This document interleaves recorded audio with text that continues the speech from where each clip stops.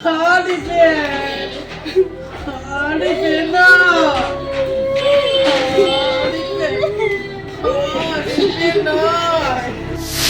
কলিতা আৰু দেবেন কলিতা অকালতে হেৰাই গ'ল।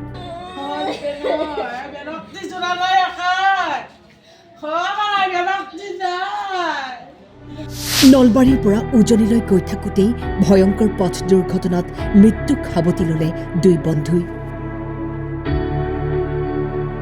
এক মৰ্মান্তিক ঘটনাই জোকাৰি গ'ল নলবাৰীৰ ঘগ্ৰাপাৰ। এই বাহনখনতেই আছিল মানস কলিতা, দীপেন কলিতা আৰু সমীৰণ কলিতা। তিনিওজনে যাত্ৰা কৰিছিল উজনিলৈ, কিন্তু চামগুৰিৰ তেতেলীয়া গাঁৱত ভয়ংকৰ পথ দুৰ্ঘটনাৰ সন্মুখীন হয়। নিয়ন্ত্ৰণ হেৰুৱাই 127 নং ৰাষ্ট্ৰীয় ঘাইপথৰ ডিভাইডাৰত খুন্দা মাৰি আন এখন ট্ৰাকত প্ৰচণ্ড খুন্দা মাৰে চাৰিচকীয়া বাহনখনে।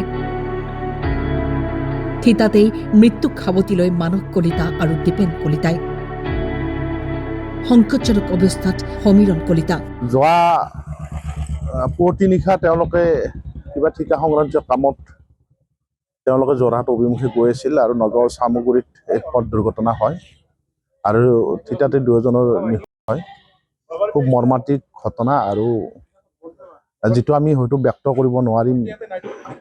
আৰু মৃত্যুৰ সময়লৈকে দলৰ কামেই কৰি আছিল আৰু স্থানীয়ভাৱে বিভিন্ন অনুষ্ঠান প্ৰতিষ্ঠানৰ লগত লাগি আছিল আৰু এই সময়ত ক'বলৈ ভাষা নাই।